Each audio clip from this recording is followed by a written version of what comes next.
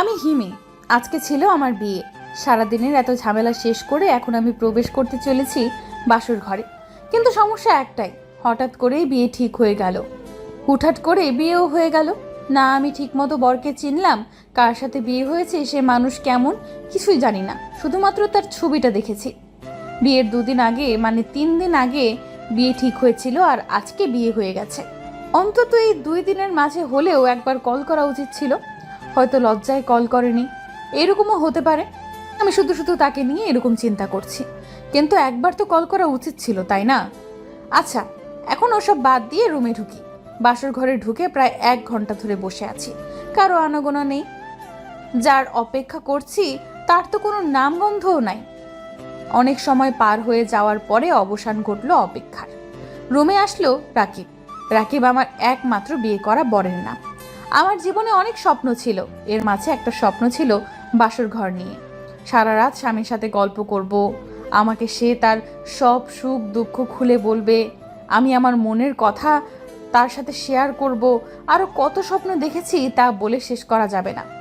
সে যখন রুমে ঢুকলো, আমি প্রথমে ভেবেছি সে আমার ঘোমটা তুলে আমার দিকে তাকিয়ে থাকবে অবিরাম। কিন্তু সে রুমে ঢুকেই পরনের শেরওয়ানি পাগড়ি খুলে চলে যায় ওয়াশরুমে। কিছুক্ষণ পর সে চেঞ্জ হয়ে এসে শুয়ে পড়ে। আর আমি এখানে বসে বসে এতক্ষণ যার অপেক্ষা করছিলাম সে এসেই শুয়ে পড়ল। এমনকি আমার সাথে একটা কথাও বলল না। এ কেমন বিচার? সেটা কিসের ঠিক করেছে? অনেকক্ষণ বসে থাকার পরে যখন আমার ঘুম ঘুম ভাব চলে আসছিল, তখন আমি ভাবছিলাম যে কি হবে আমার স্বপ্নের, কি ভেবেছি আর কি হচ্ছে। আসলে সব শেষে আমার কপালটাই খারাপ। তারপর মনের মাঝে কিছু সংকোচ বোধ নিয়ে হলেও আমি রাকিবকে একটা ডাক দেই। এই যে ঘুমিয়ে গেলেন নাকি? তো কি করব? এখন তো রাত, মানুষ তো রাতে ঘুমায়, তাই না? রাতের বেলা যদি না ঘুমাই তো সকালে কি ঘুমাবো নাকি? আমি তো এমনিতেই বললাম, এরকম রিয়েক্ট করার কি আছে? এখন থেকেই তর্ক শুরু করলে? আমি তর্ক কই করলাম? আজকে তো আমাদের বাসর রাত, প্রথম দিন, তাই তো আমি বলছি। এসে কোনো কথাবার্তা নাই, ঘুমিয়ে পড়লে। কি, প্রথম দিনই তো পাত্তা ফুটে গেছে? আগে কোনোদিন কথা হয়নি, দেখা হয়নি, আর আজকে প্রথম দিনেই তুমি করে কথা বলা হচ্ছে? বাহ! তো কেমন ভাবে কথা বলবো? তুমি তো আমার স্বামী, তাই না? চুপ করো, বেয়াদব! রাকিবের এমন কথা যেন আমার ভেতরে একটা আঘাত পৌঁছায়। তার এই ধমক দেওয়াতে আমি খুব কষ্ট পাই। আমি স্বপ্নে তো ভাবিনি যে আমার সাথে এরকম ব্যবহার করবে। নিজের অজান্তে আমি কান্না করে দিই। এর আগে কখনোই কেউ আমার সাথে এরকম ভাবে কথা বলেনি, এরকম চিৎকার দিয়ে আমার সাথে রাগ দেখায়নি। আজ এই প্রথম কেউ আমার সাথে এরকম ব্যবহার করলো, তাও প্রথম দিনেই। কি হয়েছে? এখানে কাদার কি আছে? না, কিছু না। কিছু না তো? কাঁদছিস কেন? আমার কানের মাঝে হো হো করে আওয়াজ আসছে কেন? শান্তিতে ঘুমাতেও পারবো না। ধুর, বিরক্ত একটা। এমনিতে সারাটা দিন এই করো সেই করো, এসব করো সেসব করো, বিরক্ত হয়ে গেছি। কই একটু শান্তিতে ঘুমাবো, আর মহারানী কান ঝালাপালা করতে লেগে বসেছে। এই কেমন মানুষ? আমি কাকে বিয়ে করলাম? কিভাবে কাটবে আমার সারা জীবন এই মানুষটার সাথে? এরকম মানুষের সাথে বিয়ে করার থেকে মরে যাওয়াটাই ভালো ছিল। সারাদিনের ক্লান্ততার পরে কই একটু বিশ্রাম নেব। থাক, কথা বলার কাজ নাই। অন্তত ভালো করে একটু ব্যবহার করতে পারতো। কিন্তু প্রথম দিনে তার এরকম ব্যবহার, খুব চিৎকার করে কাঁদতে ইচ্ছে করছিল। একসময় ধৈর্য ধরতে না পেরে আমি চিৎকার করে কেঁদে ফেলি। এই কি হয়েছে? কাঁদছিস কেন? কি হয়েছে? শান্তিতে কি ঘুমাতেও পারবো না? কি হয়েছে বল, কোনো সমস্যা? না, কিছু না। তবে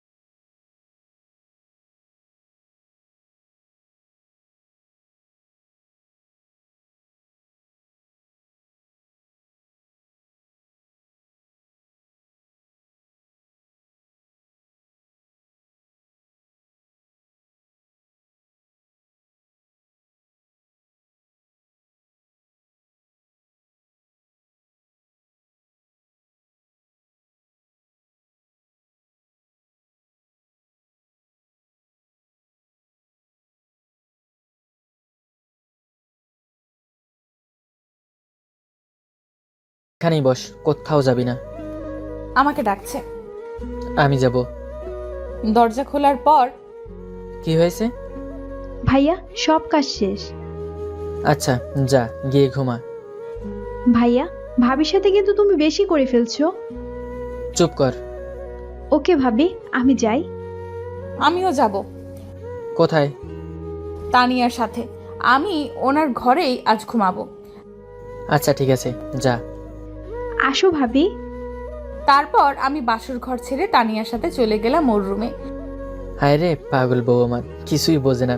ওর সাথে যে আমি একটু একটু করে মজা করছিলাম, সে কিছুই বুঝতে পারছিল না, শুধু কেঁদেই যাচ্ছিল।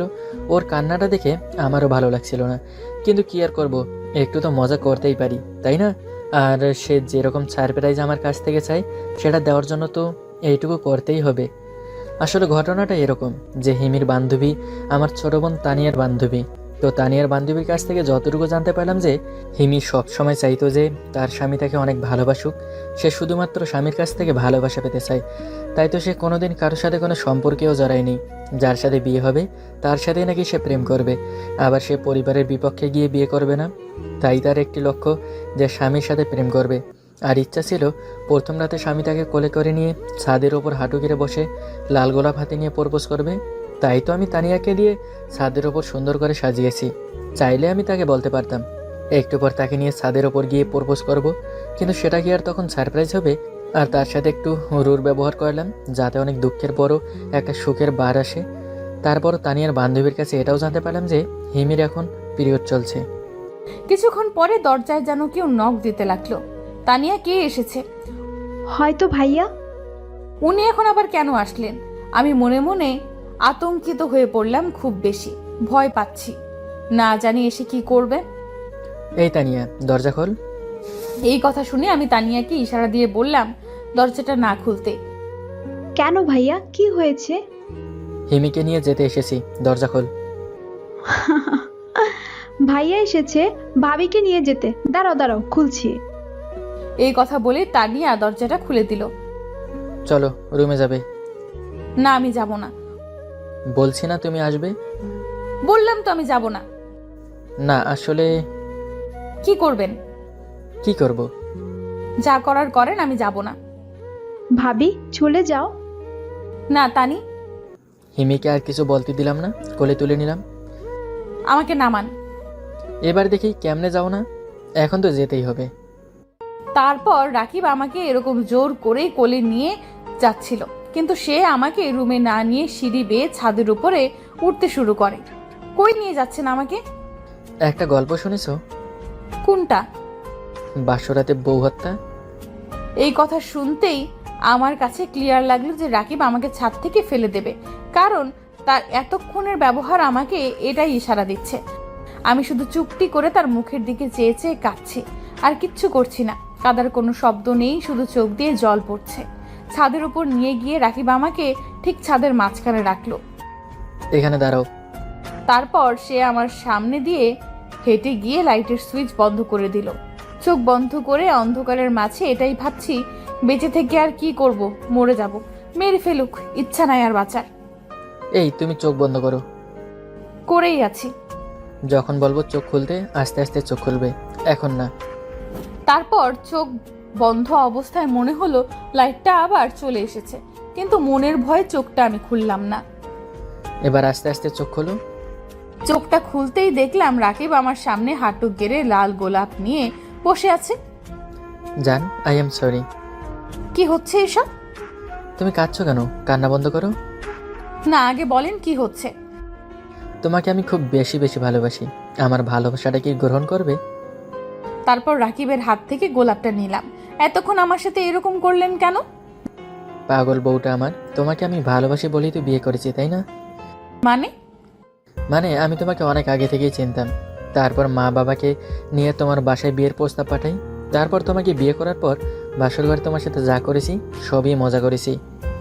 আর এখন? সত্যি বলছি, খুব বেশি ভালোবাসি। তুমি কি আমাকে ভালোবাসবে না? না। কেন? এখন বাসি। কি? কিছু না। স্বপ্ন পূরণ হয়েছে। কিসের? এই যে ছাদে এনে হাঁটু গেড়ে লাল গোলাপিও প্রপোজ। আরে হ্যাঁ, তুমি এসব জানলে কেমনে? জানি একরকম। ভালোবাসি কাকে? সবাইকে। চুপ, তোর ভালোবাসা শুধু আমার জন্য। আচ্ছা, জড়িয়ে ধরা যাবে?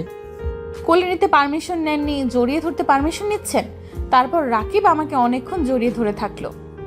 তোমার না এখন পিরিয়ড চলছে? কে বলেছে? আসো, এখন রেস্ট করবে। শোনো, আমি সরি, কি? তোমাকে চিনতে পারিনি। তুমি আসলেই খুব ভালো, আমার জন্য তুমিই পারফেক্ট। ধুর পাগলি মেয়ে। এখন মনে হচ্ছে আমি আমার জীবন সঙ্গী পেয়েছি, আমার ভালোবাসার মানুষ পেয়েছি। একটা চুমু দেবে? আগে রুমে চলো।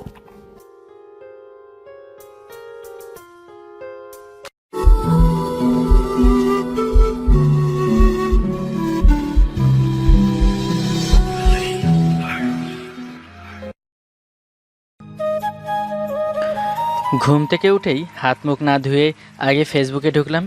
এটা আমার রোজকারের অভ্যাস। হাঁটতে বসতে খেলাধুলা খাওয়া আড্ডা সবখানেই সবসময়ই আমার ফেসবুক লাগবেই। এক কথায় বলতে গেলে আমি ফেসবুকের পোকা। ফেসবুক স্যার 1 মিনিটও আমার চলে না। নিউজ ফিড চেক করছিলাম, হঠাৎ একটি মেসেজ আসলো। মেসেজটি দেখে আমার ঠোঁটের কোণে হাসি ফুটে উঠলো। মেসেজটি ওপেন করলাম। হাই, কেমন আছেন? ভালো, কিন্তু আপনি? আমিও ভালো আছি। আপনি কেমন আছেন তা জানতে চাইনি, আপনি কে সেটাই জানতে চাইছি। ওমা, আপনি আমাকে চেনেন না? আপনি কোন আকাশের চাঁদ যে আপনাকে চিনব? আমাকে না চেনার তো কথা নয়। আমরা একই পেজে কাজ করি। ও, কোন পেজে? কোন পেজ এটাও বলতে হবে? আচ্ছা ঠিক আছে, বলা লাগবে না। সত্যি কি আপনি আমাকে চেনেন না? কতবার বলবো, সত্যি আমি আপনাকে চিনি না। চেনেন না নাকি না চেনার ভান দেখাচ্ছেন? আজব তো, আমি আপনার সাথে ভাব দেখাবো কি জন্য? আমি পর কারোর সাথে ভাব দেখাই না। এজন্যই দেখাচ্ছেন। আমি তো আর পর কেউ নই। চিনি না জানি না, তাহলে আপনি আমার আপন হলেন কি করে? কেন, আপনি না পেজের অ্যাডমিন প্যানেলে বলেছিলেন পেজের সবাই আপনার ফ্যামিলির মতো? হ্যাঁ, তা বলেছিলাম, কিন্তু আপনাকে তো আর পার্সোনালি বলিনি। সে আপনি যেভাবে বলুন না কেন, अपुन ने पर्सनली ले लिया। हम भी पेज में कम करते हैं, सो आपके हिसाब से हम बहुत क्लोज है।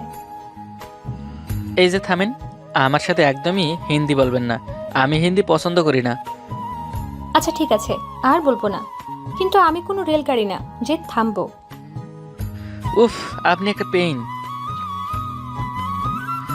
মেজাজ খারাপ হয়ে যাচ্ছিল, তাই ফেসবুক থেকে বের হয়ে আসলাম।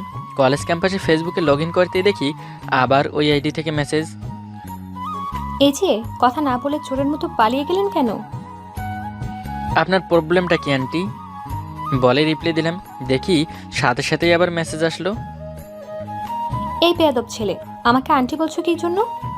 আমাকে কি আন্টির মতো দেখায়? খবরদার, আমাকে আন্টি বলবা না। আচ্ছা সরি, কিন্তু আমাকে নক করছেন কি জন্য? আপনার সাথে দেখা করব তাই। মানে কি, আমার সাথে কেন দেখা করবেন? আমি আপনার ফ্যান যে তাই। ফ্যান? ফ্যান। হা হা হা, আমার একটা ফ্যান তো সিলিংয়ে আর একটা টেবিলের ওপর, তা আপনি কোনটা? ফাজলামো করেন? আমি ওই ফ্যান হতে যাব কি জন্য?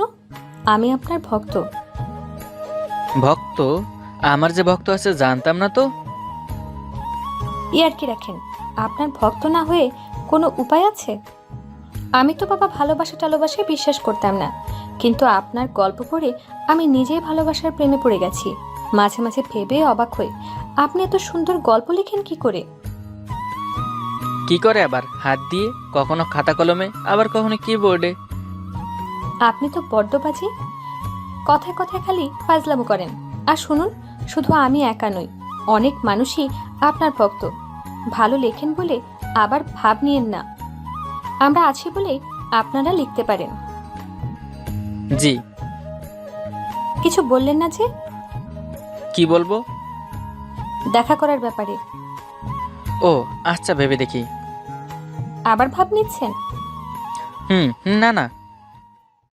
হয়েছে, আর ন্যাকামো করতে হবে না। আমার সাথে আপনার দেখা করার ইচ্ছে নেই বললেই পারেন। আরে না, তা নয়। তো নয়তো কি? আচ্ছা ঠিক আছে, কাল ক্যাফেটেরিয়ায় ঠিক বিকেল 5টায়, ওকে? সত্যি? হুম। Thank you, thank you, thank you. আপনাকে অনেকগুলো থ্যাংক ইউ। হুম, আপনাকেও। এতক্ষণ ধরে যে মেয়েটার সাথে কথা বললাম ওর নাম তাসমিয়া। আমরা একসাথেই কাছে আসার গল্প পেজে কাজ করি। আমি ওকে চিনি, শুধু চিনি বলে ভুল হবে, আমি ওকে অনেক ভালো করে জানি। চেনা সত্ত্বেও না চেনার ভান করার একটা কারণ আছে। কেননা আমি মনে করি কিছু কিছু প্রিয় মানুষকে নিজের দুর্বল জায়গায় কথা বলা উচিত না, বা বুঝতে দেওয়াও ঠিক না। কারণ এটা জেনে গেলে অন্য সময় এই দুর্বল জায়গায় সে আঘাত করবে। তাসমিয়া আমার দুর্বল জায়গার মধ্যে অন্যতম। তাসমিয়ার নাম যত না সুন্দর, দেখতেও আরও অনেক বেশি সুন্দর। জানি না আমি ওর প্রতি কেন এত দুর্বল। ওকে অনেক বেশি পছন্দ করি বলে হয়তোবা, আবার হয়তোবা ওকে ভালোবাসি তাই। ওর সাথে আমার প্রথম দেখা হয় প্রায় 2 মাস আগে। দিনটা এখনও আমার মনে আছে। ডিসেম্বরের 10 তারিখ ছিল। তখন হালকা হালকা বাতাসের সাথে শীতের আগমন হচ্ছিল মাত্র। এমন সময় প্রায় দিনেই প্রখর রোদ থাকে, আবার রাতে অনেক ঠান্ডা। ওই দিনও এর ব্যতিক্রম ছিল না। রিক্সা করে বন্ধুর বাসায় যাচ্ছিলাম, কিন্তু পথিমধ্যে বাঁধল বিরাট জ্যাম। এমনিতেই অনেক রোদ, তার উপরে জ্যাম, মেজাজটাই বিগড়ে গেল। এদিকে ভেতরটা প্রায় শুকিয়ে যাচ্ছিল। মনে মনে ভাবলাম একটুখানি পানি খেলে মন্দ হতো না, কিন্তু এই জ্যামের মাঝে এখন পানি পাবো কোথায়? তাই বাধ্য হয়ে রিক্সায় বসে রইলাম। এমন সময় টুপ করে এক ফোঁটা পানি এসে আমার হাতের ওপর পড়লো। বুঝতে পারলাম না এটা কোথা থেকে আসলো। ভাবতে না ভাবতেই দেখি টুপ টুপ করে আরও অনেকগুলো বৃষ্টির ফোঁটা এসে গায়ে পড়লো। কিন্তু এই রৌদ্রময় দিনে ফকফকা আকাশে হঠাৎ বৃষ্টি আসলো কেমনে? সবই আল্লাহর লীলা খেলা। অবশ্য মনে মনে অনেক খুশি হলাম, কেননা শুনছি বৃষ্টি প্রথম ফোঁটায় যার গায়ে পড়ে সে অনেক ভাগ্যবান হয়। জানি না আমার ভাগ্যে কি আছে। এসব ভাবতে না ভাবতেই ঝুম করে বৃষ্টি শুরু হলো। রিকশার হুড় তুলতে গিয়ে সামনের গাড়ির দিকে চোখ পড়তেই আমি পুরোই হয়ে গেলাম। রেশমি চুরি পরা একটা মেয়ের হাত গড়িয়ে ভেতর থেকে বাইরে বের হয়ে এলো। জানি না কেন আমার চোখ ওই হাতের দিকে গেল। জানি না কেন আমার চোখ ওই হাতের দিকে এক দৃষ্টিতে তাকিয়ে রইল। বৃষ্টির ফোঁটাগুলো হাতটা স্পর্শ করতে দেখে আমার ভেতরও কেমন যেন আলাদা একটা অনুভূতি স্পর্শ করতে শুরু করলো। একটা সময় গাড়ি থেকে মেয়েটা বের হয়ে এলো। মেয়েটাকে দেখেই আমার হার্টবিটটা কয়েক মুহূর্তের জন্য বন্ধ হয়ে গেছিল। এত সুন্দর একটা মেয়ে, মায়াবী চেহারা, চোখগুলো টানা টানা, দেখে মনে হচ্ছিল হৃদয় করা। চোখ দুটো আল্লাহ অনেক যত্ন করে বানাইছেন। আমি কোনোভাবেই মেয়েটার থেকে চোখ ফেরাতে পারছিলাম না। নির্লজ্জের মতো মেয়েটার দিকে তাকিয়েই রইলাম। মেয়েটা বৃষ্টিতে ভিজতে ভিজতে রাস্তার পাশে কয়েকটা পিচ্ছির সাথে গিয়ে লাফালাফি করা শুরু করে দিল। আমি ঠাই মেয়েটার দিকে হা করে তাকিয়েই রইলাম।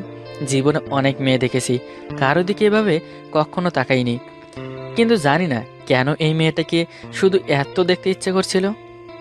এতক্ষণ আমি মেয়েটার দিকে এতই মগ্ন ছিলাম যে বৃষ্টিতে ভিজে একাকার হয়ে গেছি, সেটা বুঝতেও পারিনি। আমাদের জীবনে এমন কিছু মুহূর্ত আসে যেগুলো আমরা চাইলেও নিজের ইচ্ছায় কিছু করতে পারি না। তখন আপনা আপনি কখনই সব হয়ে যায়, আমরা বুঝতেও পারি না। সব কিছু সাইডে রেখে আমার মনটা মেয়েটার কাছেই পড়ে থাকতে চাইলো। কিন্তু পোড়া কপালে কি আর সুখ বেশি সয়? এমন সময়ই জ্যামটা ছাড়তে হলো। এদিকে মাঝ রাস্তায় রিক্সা থেকে নামতে পারছিলাম না। রিক্সাওয়ালাকে রিক্সা সাইড করতে বললাম। রিক্সা থেকে নেমে দৌড়ে রাস্তার পাশে আসলাম, কিন্তু একই মেয়েটা দেখি নাই। এদিক ওদিক তাকালাম, দেখতে পেলাম না। চারদিক ভালো করে দেখলাম, কিন্তু কোথাও আর মেয়েটাকে দেখতে পেলাম না। দূর, ভাগ্যটাই কুফা। প্রথম দেখার পর থেকেই মেয়েটির বৃষ্টিতে ভেজার দৃশ্যটি বারবার চোখের সামনে ভেসে উঠছিল। কিছুতেই মেয়েটার কথা মাথা থেকে নামাতে পারছিলাম না। এই কয়েকদিন মেয়েটিকে অনেক খুঁজলাম, কিন্তু কোথাও পেলাম না। একদিন আমি আর আমার বন্ধু রাশেদ বই মেলায় গেলাম। এই স্টল সেই স্টল ঘুরে ঘুরে দেখছিলাম, কিন্তু কিছুই ভালো লাগছিল না। হঠাৎ একটা স্টলে তাকাতেই আমার চোখ ওখানেই আটকে গেল। স্বপ্নটা বাস্তব কিছুই বুঝতে পারছিলাম না। এই কদিন ধরে আমি পাগলের মতো যে মেয়েটিকে খুঁজে বেরিয়েছি, সে এখন আমার চোখের সামনে দাঁড়িয়ে। রাশেদকে মেয়েটিকে দেখালাম, ও অনেক জোর করলো মেয়েটার সাথে গিয়ে কথা বলতে, কিন্তু আমার সাহস হলো না। এরপর রাশেদি মেয়েটার সব ডিটেলস আমাকে এনে দিল। ওর নাম তাসমিয়া তানি। মেডিকেল কলেজের ফাইনাল ইয়ারে পড়ে, ওর বাবা পুলিশ কমিশনার, ওরা থাকে নীলকুঞ্জে, ব্লা ব্লা ব্লা আরও কত কি। বন্ধুরা পারেও বটে, কিভাবে যে এত তথ্য জোগাড় করলো আল্লাহই জানে। এরপর তাসমিয়ার সাথে আমার আরও 5-6 বার দেখা হয়েছিল, কিন্তু কোনো কথা হয়নি, কেননা আমি কখনো ওর সামনে দাঁড়াবার সাহস পাইনি। জানি না কেন কেমন একটা ভয় কাজ করতো। তারপরও ফেসবুকে আমি পেজে কাজ করি, ওই পেজে জয়েন করে। তখন আমার খুশি আর কে দেখে। অনেকবার কথা বলার পর চিন্তা করছিলাম, কিন্তু কেন জানি আমার সাহসে কোলাচ্ছিল না।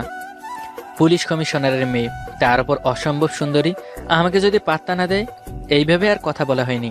থাক বাবা, কাছে গিয়ে কষ্ট পাওয়ার চেয়ে দূর থেকে ভালোবাসাই ভালো। আমার সব গল্পই একমাত্র ওকে ভেবেই লেখা। কালোর সাথে দেখা করব, মনের মধ্যে অনেকটা উত্তেজনা কাজ করছে, সাথে সাথে নার্ভাসও লাগছে। একটা ক্ষুধার্ত বেড়ালকে 1 প্লেট মাছ দিলে সে 7-5 না ভেবেই মাছগুলো গপাগপ করে সব খেয়ে ফেলে, কিন্তু খাওয়ার পর তো তা বেশিক্ষণ হজম করতে পারে না। আমার অবস্থাও তেমন, ক্ষুধার্ত বেড়ালের মতো মনে হচ্ছে। আর যাই হোক, কালকের সুযোগ হাতছাড়া করা যাবে না।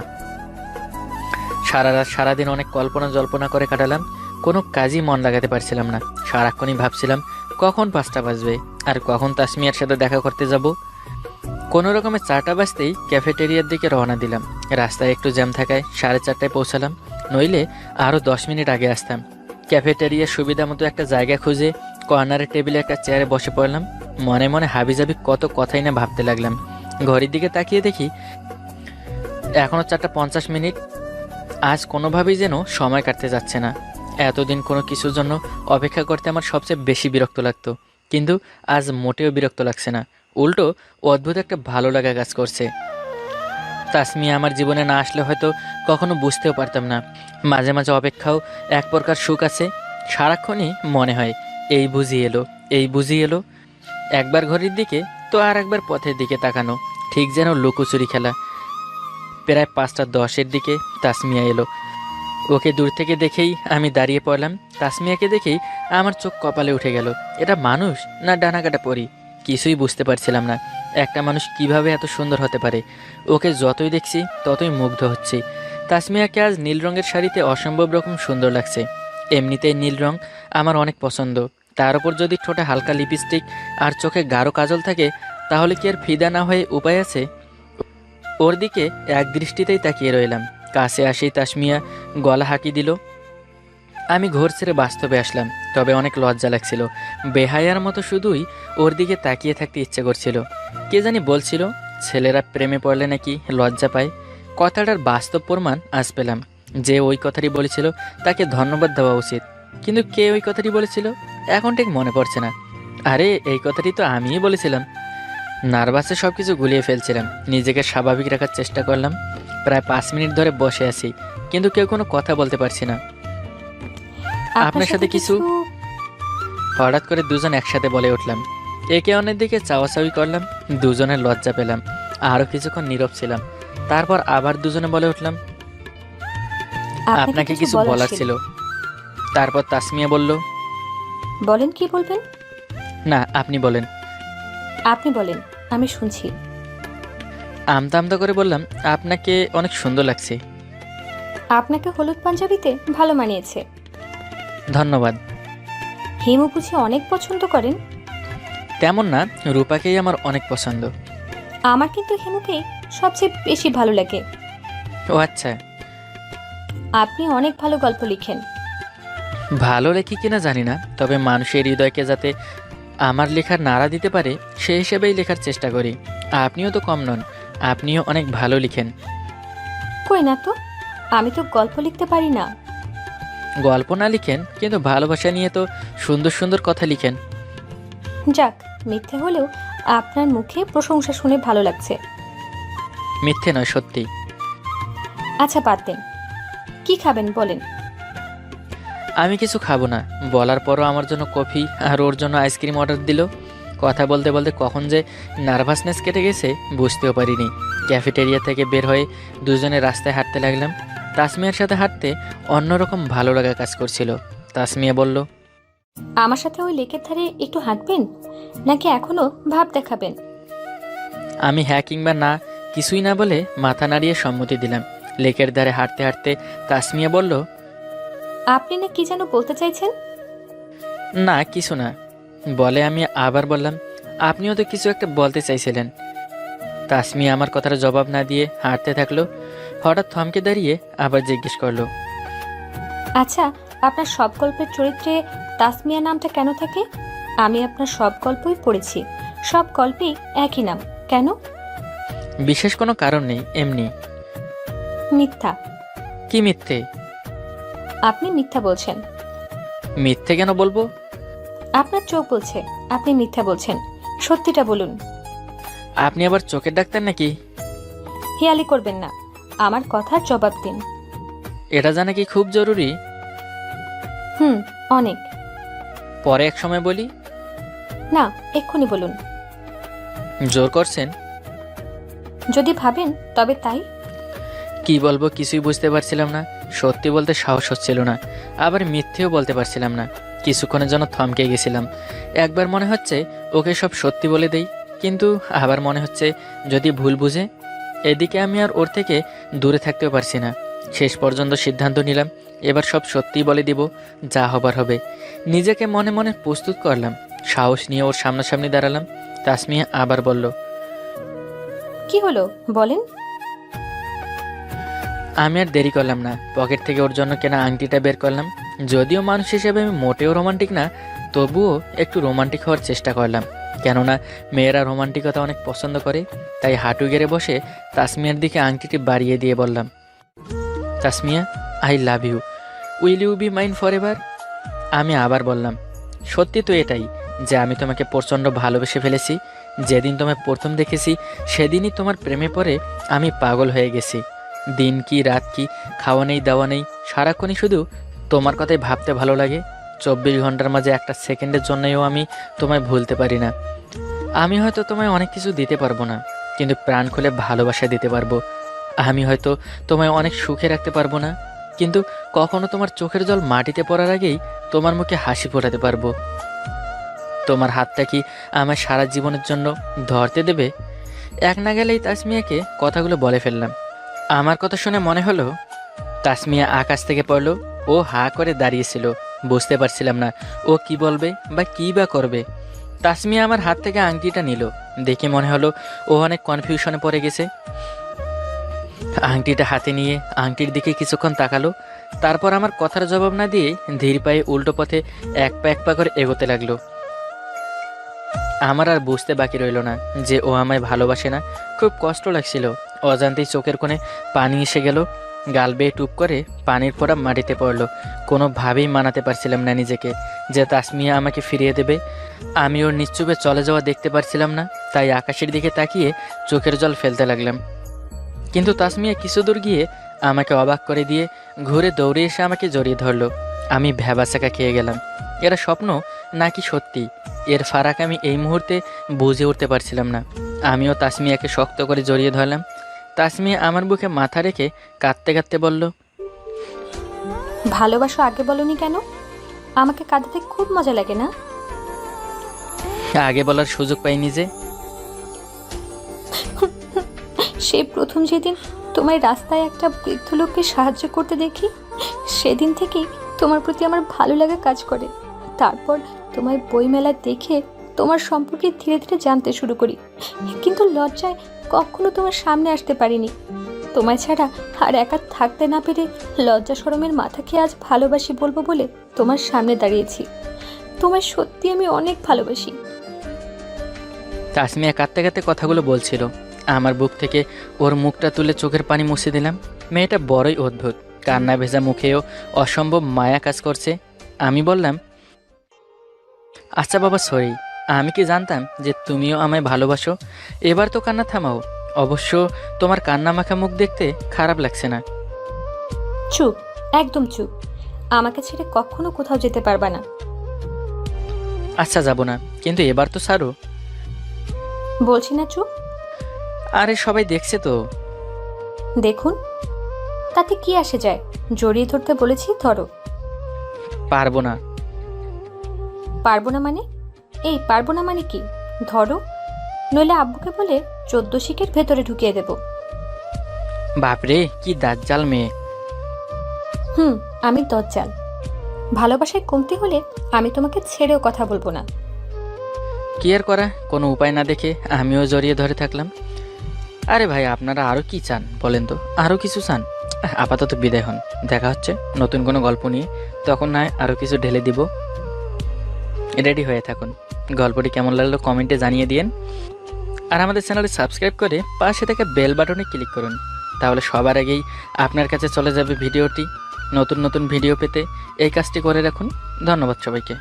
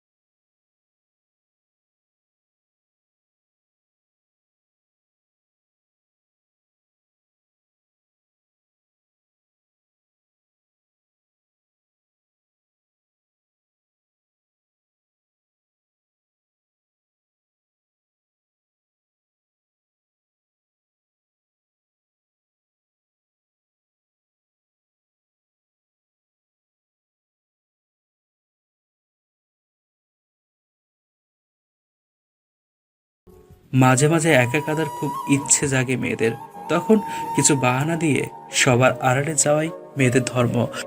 মেয়েরা প্রচুর কাঁদতে পারলেও তারা লুকিয়ে কান্না করতে স্বস্তি বোধ করে। রাত একটা, কলিং বেলের শব্দ। ইরার মা দরজা খুলে দেখে সুহান। আন্টি, ইরা কই? কি আন্টি ফেরত দিতে এসেছো? সেটা আমায় দিয়ে যাও। ও কই? ওর সাথে আর দেখা করতে হবে না। 5 মিনিট সময় দিন আন্টি, কথা বলেই চলে যাব। ইরার মা হাত জোর করে বলে, বাবা, আমাদের ভুল হয়েছে, সেটা মানি। দয়া করে ওকে আর অপমান করো না। তুমি যাও, ও আর রুমেই আছে। সুহান ইরার রুমে গিয়ে দেখে রুম অন্ধকার। আলো জ্বালাতেই ইরা চোখ বন্ধ করে ফেলে। মা প্লিজ আলো নিভিয়ে দাও, আলো আমার ভালো লাগে না। ইরা, সুহানের গলা শুনেই ইরা তড়িঘড়ি উঠে বসে। আপনি? হুম। অপমান করা বুঝি বাকি আছে? করুন, আমি লুকিয়েছি, তাই অপমানই আমার কাম্য। আমার মতো মানুষ কারো বউ হওয়া যে পাপ। আমি তো আমৃত্যু বোঝা। হয়েছে বলা? ইরা নিজের পা ওড়না দিয়ে ঢেকে নিল। আমায় ক্ষমা করে দিন, আমার উচিত ছিল আগেই বলা আমি প্রতিবন্ধী। সুহান ইরার পাশে বসলো। ইরা, কাকে তুমি প্রতিবন্ধী বললে? নিজেকে তুমি স্পেশাল, আর দুনিয়াতে স্পেশাল লোককেই মানুষ অবজ্ঞা করে। সুহান ইরার পায়ের উপর থেকে ওড়না সরিয়ে পা হাতে নিল। পা ছাড়ুন। পা এমন লাল হয়ে আছে কেন?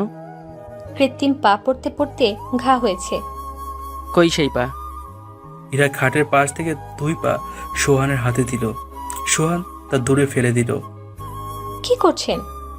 যে পা হাঁটতে শেখানোর নাম করে ঘা বানিয়ে দেয়, সেই পায়ের দরকার নেই। মেয়েদের জন্ম কেন জানো? কেন?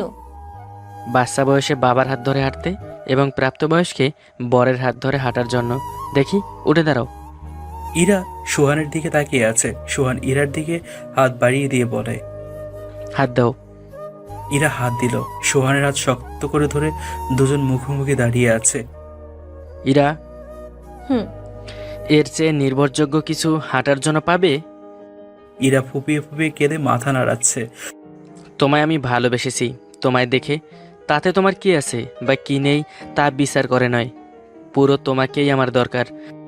মায়ের কথায় কষ্ট পেও না।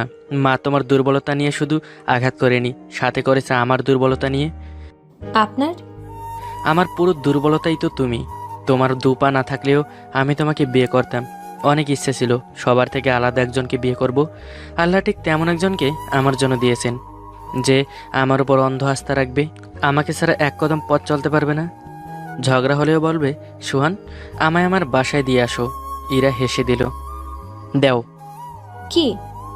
হাত দাও, আংটি পরাবো না? সুহান ইরার হাতে আংটি পরিয়ে দিল। হাতে চুমু দিয়ে বলল, আর কষ্ট আছে? ইরা চোখ ভর্তি পানি নিয়ে বলল, না। তাহলে কাঁদছো যে? আনন্দে। দেখো না তুমি কি সুন্দর, আনন্দেও কাঁদতে পারো, কিন্তু আমি পারি না। অক্ষম আমি, মনের দিক থেকে অক্ষম। তাহলে এখন প্রতিবন্ধী যদি বলা হয়, তাহলে তো আমি প্রতিবন্ধী, তাই না? ইরা সুহানের বুকে নিজের মুখ চেপে ধরে কাঁদতে লাগলো। সুহান ইরার মাথায় হাত রেখে বলল, পাগলি মেয়ে, তোমার কান্না দেখে আমারও কাঁদতে ইচ্ছে করছে। একটু কান্না করা শিখাবে আমায়? দরজার আড়ালে দাঁড়িয়ে ইরার মাও কাঁদছে। এ কান্না কষ্টের নয়, এ কান্না আনন্দের। অনেকদিন এর জমে থাকা কষ্ট, আক্ষেপ আর অপমানের আজ সমাপ্তি হলো যে।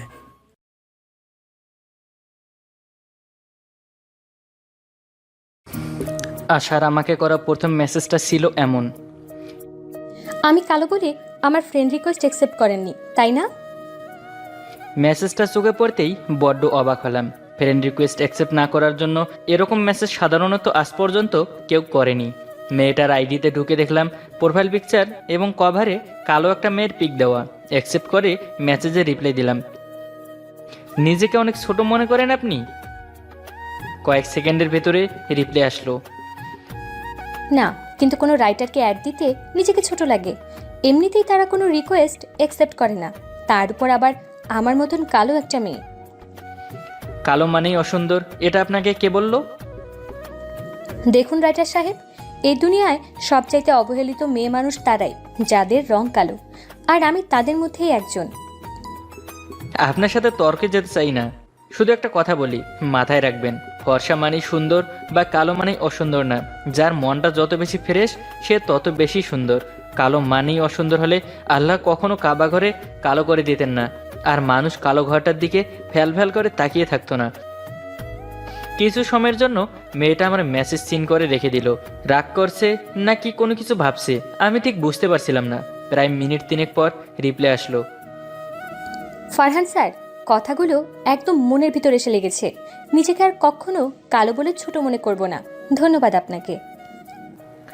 আশার সাথে প্রথম পরিচয়টা এভাবেই হয়েছিল। ওই দিনের পর থেকে প্রায় প্রতিদিন আমাদের টুকটাক চ্যাট হতো। আমি আশার সাথে কথা বলার পর বুঝতে পারলাম মেয়েটা অনেক একলা। বয়ফ্রেন্ড তো দূরে থাক, ওর কোনো ফ্রেন্ডই নাই। মেয়েটাকে দেখতাম সারাদিন অনলাইনে পড়ে থাকতো। হয়তো এই পৃথিবীর সবচাইতে একলা মানুষগুলোই অনলাইনে সবচেয়ে বেশি অ্যাক্টিভ থাকে। প্রায় 3 সপ্তাহ পর একদিন সকালে আশা একটা মেসেজ করলো। ফারহান, আমি তোমাকে একটা রিকোয়েস্ট করি, তুমি প্রমিস করো আমাকে না করবে, রিকোয়েস্টটা রাখবে না?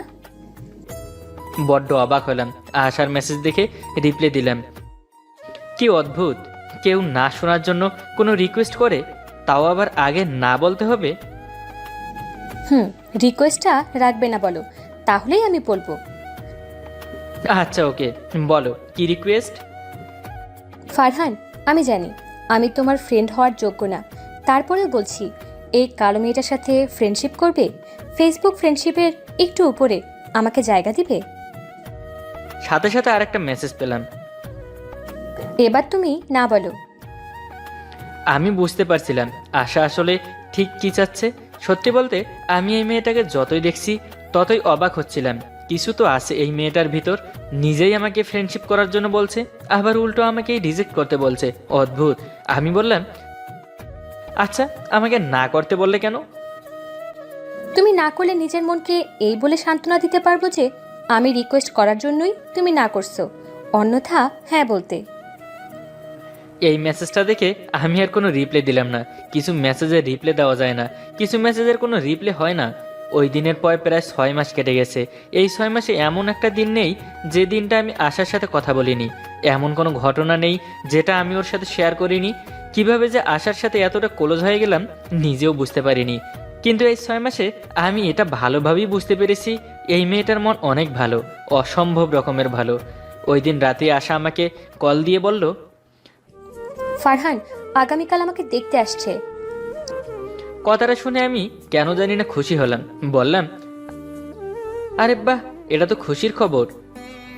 আশা কিছু সময় চুপ করে রইল, একটা দীর্ঘশ্বাস নিয়ে বলল, জানো ফারহান, আগেরবার যে ছেলেটা আমাকে দেখতে এসেছিল ওই ছেলেটাও না কালো ছিল, কিন্তু ওনারা তারপরেও 5 লক্ষ টাকা চাইলো।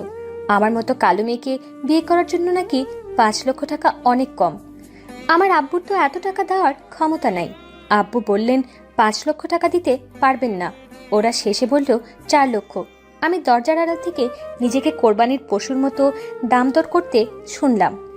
এখন দেখা যাক আগামীকাল ওরা এসে কত টাকা চায়। আমি আশাকে ঠিক কি বলবো বুঝতে পারছিলাম না, চুপ করে রইলাম। আশা এবার বলল, এই জীবনটা আর ভালো লাগে না ফারহান। আমার মাঝে মধ্যেই মনে হয় এই দুনিয়াটা আমার জন্য না। আমি কখন কি করে ফেলি ঠিক নাই। আশাকে একটা ধমক দিলাম। এসব উল্টাপাল্টা চিন্তা মাথা থেকে বের করার জন্য বললাম, কিন্তু আমি জানি আমি যাই বলি না কেন এটা স্রেফ ওর কাছে একটা সান্ত্বনা মনে হবে। পরের দিন সকাল থেকে আশার নাম্বারটা সুইচ অফ পাই। সারাটা দিন নাম্বার সুইচ অফ ছিল। সারাদিন আমি আশার নাম্বারটা ডায়াল করেছি। কেন এতবার ডায়াল করেছি নিজেও জানি না, কিন্তু ভেতরটায় অনেক ভয় লাগছিল। বারবার মনে হচ্ছিল কিছু একটা নেই, কিছু একটা হারাতে যাচ্ছি। ফেসবুকে গিয়ে একটু পর আশার আইডি চেক করছিলাম। প্রচণ্ড টেনশন আর অস্বস্তি লাগছিল। ঠিক ওই মুহূর্তে আমি ফিল করতে পারলাম আমি আশাকে ভালোবেসে ফেলেছি। আমি এটাও অনুভব করলাম এই ভালোবাসায় কোনো শরীরের চাহিদা নেই, এই ভালোবাসায় কোনো সুন্দর চেহারার মায়া নেই। জাস্ট একটা চাওয়া, আমার ওই মানুষটা লাগবে, ওই সুন্দর মনের মানুষটা। সারাদিনের পর ওই দিন রাতে একটা আশা আমাকে কল দিল। হ্যালো ফারহান। আমি বড় একটা নিঃশ্বাস নিলাম। মনে হলো বহু বছর পর আশার কণ্ঠ শুনছি। কোনো কথা বলতে পারলাম না। ফারহান সরি, কারেন্ট ছিল না সারাদিন, মোবাইলে একদম চার্জ ছিল না, সরি। আমি আবারও কোনো কথা বললাম না। আমার মনে তখন একটা কথা বারবার রিপিট হচ্ছে, আমি এই মেয়েটাকে আর হারাতে পারবো না, এক মুহূর্তের জন্যও না। আশাকে জিজ্ঞেস করলাম, দেখতে যাচ্ছিল তোমায়? আশা হাসলো, মিথ্যা হাসি। আসছিল, কিন্তু কালো মেয়েকে কারো পছন্দ হয়? আগের রাতে যে মেয়েটাকে দেখতে আসছে শুনে আমার মনে খুশি হয়েছিল, ঠিক তার পরের রাতে ওই মেয়েটাকে পছন্দ হয়নি শুনে আমার মনটা আবার খুশি হলো। কি অদ্ভুত এই মনের খেলা। মনে মনে ভাবলাম এখনই আশাকে বলে দিব তোমাকে ভালোবেসে ফেলেছি, নাকি দেখা করে বলা উচিত। আশাকে জিজ্ঞেস করলাম, আচ্ছা আশা, তোমার ইচ্ছে হয় না আমার সাথে দেখা করতে? হয়তো, অনেকটা ইচ্ছে হয়। তাহলে চলো আগামীকাল দেখা করি। আশা কথাটা শুনে অনেক খুশি হলো। সত্যি সত্যি দেখা করবা? হুম, বলো কোথায় দেখা করবে? প্রশ্নটা শুনে আশা এবার একটু বিষণ্ণ হয়ে গেল। কিন্তু ফারহান, আমার চেহারা যে কালো, আমি কিভাবে দাঁড়াবো তোমার সামনে? উফ আশা, তুমি এসব কথাবার্তা বাদ দিবা। আগামীকাল আমাদের দেখা হচ্ছে, ওকে? আমি মেসেজ করে তোমার জায়গা বলে দিচ্ছি। হুম, ওকে। সত্যি বলতে মনের ভিতরে একটা আনন্দ কাজ করছিল, ভালোবাসার মানুষটাকে প্রথমবার কাছ থেকে দেখার আনন্দ। কিন্তু এই মেয়েটা কালো বলে নিজেকে এত অসহায় মনে করে কেন? আচ্ছা, পৃথিবীর সব কালো মেয়েরই কি আশার মতো এরকম অসহায় ফিল করে? পরের দিন বিকাল 3টা, ঠিক 1 ঘন্টা পর আশার সাথে আমার দেখা হওয়ার কথা একটা রেস্টুরেন্টে। বাসা থেকে বের হওয়ার পর আশাকে কল দিলাম, নাম্বার সুইচ অফ। পুরো রাস্তা যেতে যেতে আশাকে কল দিলাম, নাম্বার সুইচ অফ। অনেক রাগ হচ্ছিল আশার উপর। আমি বারবার বলেছি নাম্বারটা যাতে খোলা রাখে, মোবাইলের চার্জ যাতে ফুল থাকে, কিন্তু ওর নাম্বারটা এখন অফ। রেস্টুরেন্টে গেলাম, ঠিক 4টা বাজার 10 মিনিট আগে আবারও আশাকে কল দিলাম, কিন্তু স্টিল নাম্বারটা সুইচ অফ বলছে। ভাবলাম রেস্টুরেন্টের ভেতর গিয়ে কিছু সময় অপেক্ষা করি, ভালোবাসার মানুষটার জন্য একটু অপেক্ষা তো করাই যায়। বিকাল 5টা, প্রায় 1 ঘন্টা হয়ে গেছে, কিন্তু আশার কোনো খোঁজ নাই। মোবাইলটা বের করে আশাকে আবার কল দিলাম। উফ, নাম্বারটা এখনও সুইচ অফ। মনে হয় মোবাইলের চার্জ দিতে ভুলে গেছে। কিন্তু কত সময় এভাবে অপেক্ষা করা যায়? তো আবার ভালোবাসার মানুষটাকে প্রথমবার দেখা করার অপেক্ষা। ঠিক ওই মুহূর্তে আমার মনে হলো পৃথিবীর সবচাইতে কঠিন কাজ হচ্ছে অপেক্ষা করা। সন্ধ্যা 6টা, আমি এখনও অপেক্ষায়। আমার বিশ্বাস আশা আসবে, হয়তো কোথাও জ্যামে আটকে আছে। পকেট থেকে আসার জন্য নিয়ে আসা আংটিটা বের করলাম, আংটির দিকে তাকিয়ে চিন্তা করতে থাকলাম আশাকে কিভাবে প্রপোজ করব। আচ্ছা, আশা আসার পর তাকে কি বকা দেওয়া উচিত? এত দেরি করে কেউ? এসব চিন্তা করছিলাম। ঠিক এমন সময় আমার টেবিলের ঠিক সামনের টেবিল বসা 3টা মেয়ে অনেক জোরে হে হে হে করে হেসে উঠল। এই সময় ওদের হাসির আওয়াজে আমার কাছে পেতনিদের হাসির চাইতেও জঘন্য লাগছে। কিন্তু একটা ব্যাপার খেয়াল করছি, এই 3টা মেয়ে আমি আসার আগে থেকে এখানে বসে আছে, এমনি কি সব আজাইরে গল্প করছে, আর একটু পর পর এটা সেটা খাচ্ছে। ওরা যাই করুক, তাতে আমার কি? আমি তো ব্যাস অপেক্ষা করছি, আসার অপেক্ষা। সন্ধ্যা 7টা, আশা এখনও আসেনি।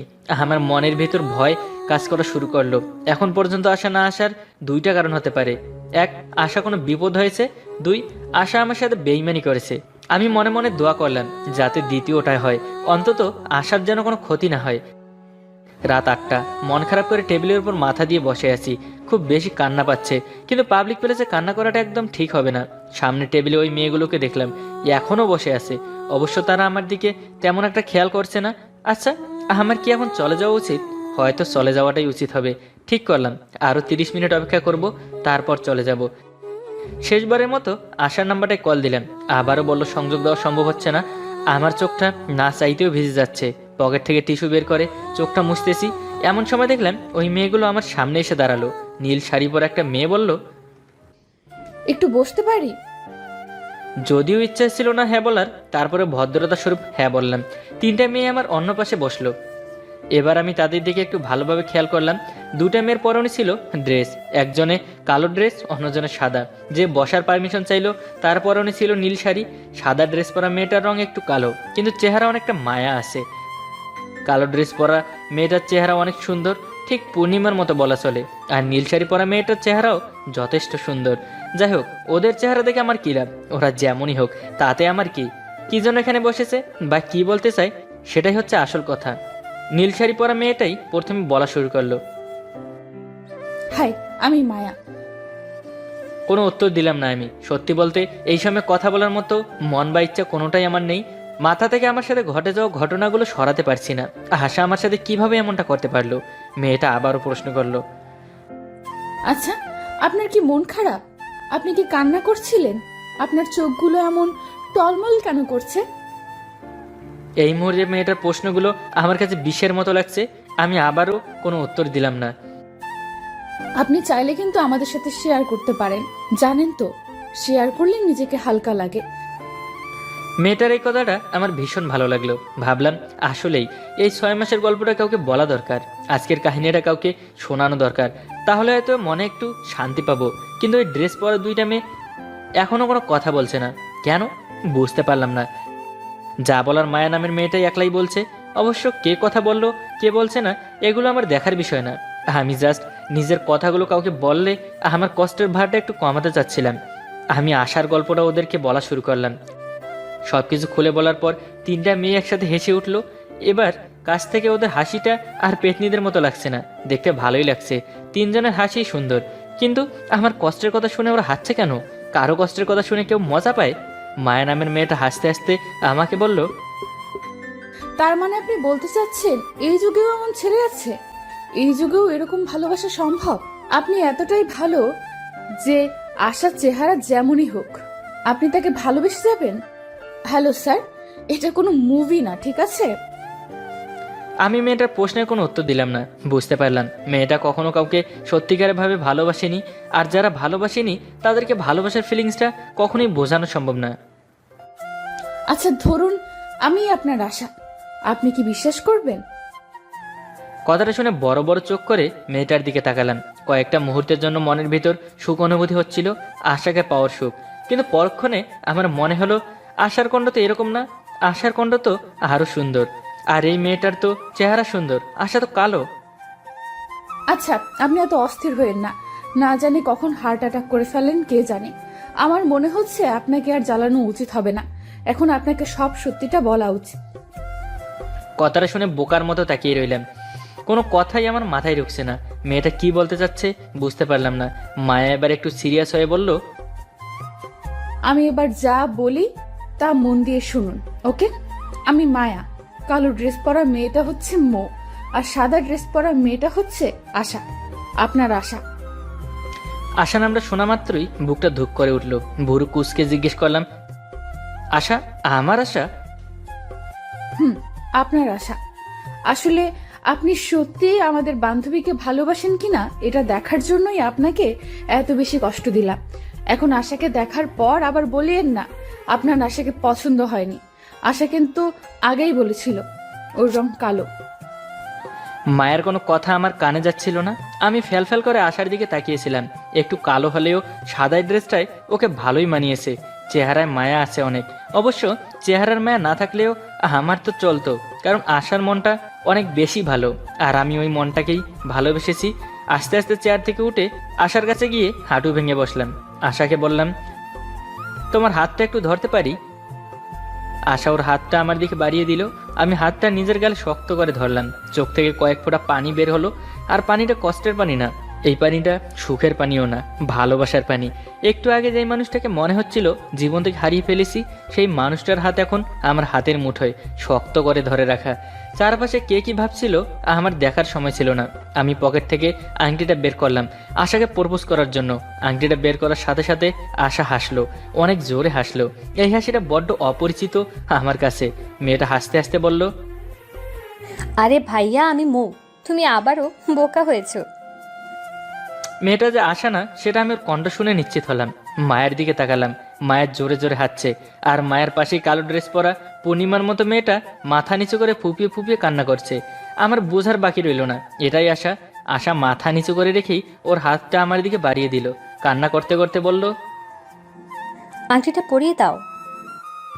আমি সেই পরিচিত কণ্ঠটা শুনতে পেলাম, যে মধুর কণ্ঠটা প্রতিদিন শুনি, যে কণ্ঠটা আমাকে প্রতিদিন সকালে গুড মর্নিং বলে, যে কণ্ঠটা শুনে প্রতিটা রাতে ঘুমাতে যাই। আশা আবারও কান্না করতে করতে বলল, আংটিটা পরাও তাড়াতাড়ি। আমার ভেতরে কিরকম রাগ হচ্ছিল বলে বোঝানো সম্ভব না। আশাকে শুধু একটা প্রশ্ন করলাম, তার মানে আগে যা যা বলেছিলে সব মিথ্যে? সবই সত্য, কিন্তু আমার জায়গা ঘটনাগুলো ছিল আমার বড় আপির সাথে। ব্যাস, তফাৎটা এখানেই।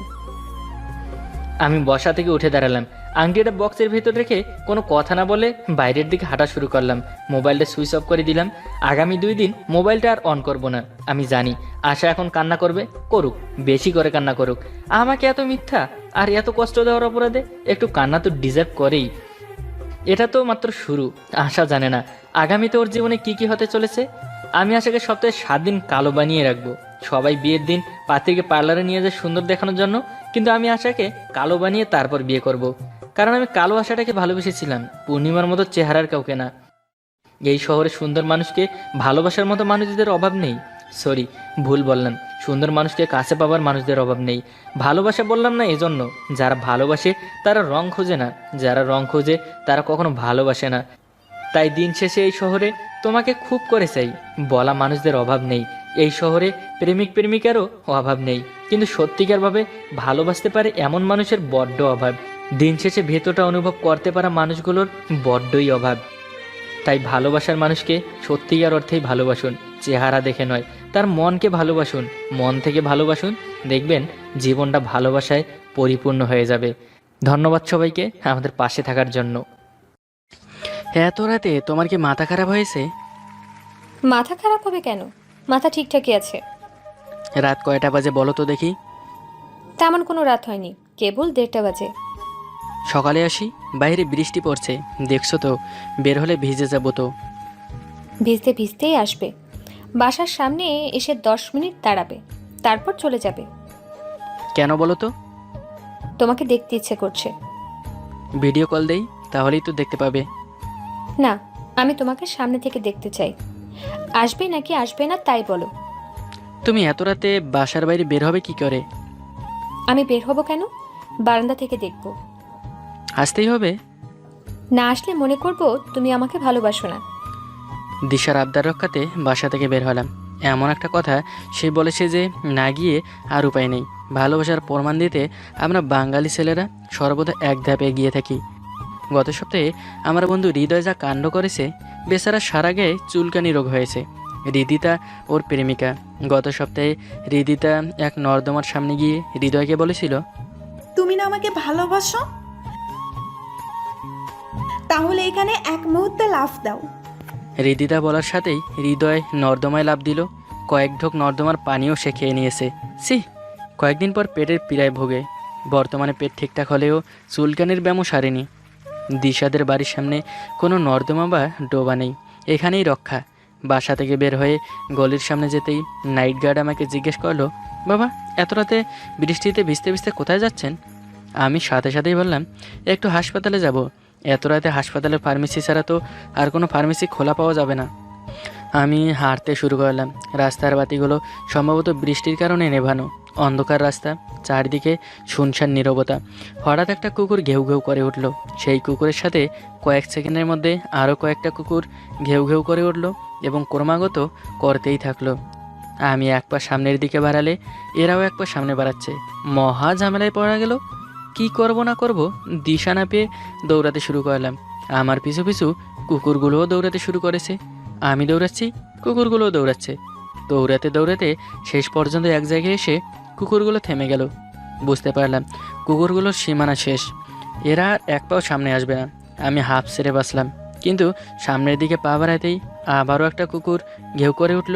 সামনের দিকে তাকিয়ে দেখলাম একটা নাইট গার্ড ঘুমিয়ে আছে। তার পোষা কুকুর আমাকে দেখে চেঁচাচ্ছে। আমি নাইট গার্ডকে ডাকলাম। বেশ কয়েকবার ডাকার পর তিনি কুকুরটাকে শান্ত করে বললেন, এখন যান, আর কিছু বলবে না। আমি সামনের দিকে পা বাড়ালাম এবং সাথে সাথে কুকুরটা ঘর ঘর করে শব্দ করলো। নাইট গার্ড বলল, লালু চুপ। নাইট গার্ডের নির্দেশে কুকুরটা চুপ হয়ে গেল। আমিও হাঁটতে থাকলাম। দিশাদের বাড়িতে যাবার সময় মাঝখানে একটা গোরস্থান আছে, মাতুয়াইল গোরস্থান। গোরস্থানের কাছাকাছি এসে আমি দাঁড়িয়ে পড়লাম। সামনে যেতে সাহস হচ্ছে না, রাস্তার বাতিগুলো এখনও জ্বলেনি। দিশাদের বাড়িতে যাবার আর কোনো বিকল্প রাস্তাও নেই। এভাবে দাঁড়িয়ে থাকলেও লাভ হচ্ছে না। ভয় তীব্র থেকে তীব্র আকার ধারণ করছে। যা আছে কপালে, এই ভেবে বুকে থুতু মেরে দ্রুত পায়ে হাঁটতে শুরু করলাম। গোরস্থানটা বেশ বড়, চারপাশে কাঁটাতার দেয়া। এই অন্ধকারের মধ্যেও আমি ভেতরটা পরিষ্কার দেখতে পাচ্ছি। মনে হচ্ছে সাদা কাপড়ের কাপড় পরিহিত গোরস্থানের বাসিন্দারা দলে দলে উঠে এসে আমাকে ধরে নিয়ে যাবে। আমি যতই চেষ্টা করছি গোরস্থানের দিকে না তাকাতে, ততই আমার দৃষ্টি সেদিকে চলে যাচ্ছে। মনে প্রাণে চাইছি রাস্তার একজন লোকের দেখা যেন পাই, কিন্তু পুরো রাস্তা জনমানবহীন। হঠাৎ আমার পাশ ঘেঁষে সাদা পাঞ্জাবি পরিহিত এক লোক হেঁটে গেল। তাকে দেখে আমার বুকের ভেতরটা ধক ধক করে উঠল। মনে হলো সে কোনো মানুষ না, যে কোনো সময় সে উল্টো ঘুরে আমার ওপর ঝাঁপিয়ে পড়বে। আমি রাস্তায় দাঁড়িয়ে পড়লাম। চারিদিক থেকে কারা যেন খিলখিল করে হাঁটছে। কি করব না করব কিছুই বুঝে উঠতে পারছি না। হঠাৎ রাস্তার বাতিগুলো জ্বলে উঠল। আমি দেখলাম সামনের আগন্তুক কোনো জিন অথবা ভূত না, সে একজন মানুষ। মুহূর্তেই সব ভয় কেটে গেল। আমি আবারও হাঁটতে শুরু করলাম। দিশাদের বাড়ির সামনে এসে দিশাকে ফোন করে বললাম, আমি তোমাদের বাড়ির সামনে। একটু দাঁড়াও। আমি প্রায় মিনিট 5 দাঁড়িয়ে থাকলাম। দিশা বারান্দায় এসে আমাকে ফোন করে বলল, পালাও। আমি বেশ অবাক হয়ে বললাম, এত এত পথ পাড়ি দিয়ে অসীম ভয়ভীতিকে জয় করে এসেছি কি পালানোর জন্য? তুমি বুঝতে পারছো না, দ্রুত পালাও। পাগল হয়ে গেল নাকি? আরে পালাও।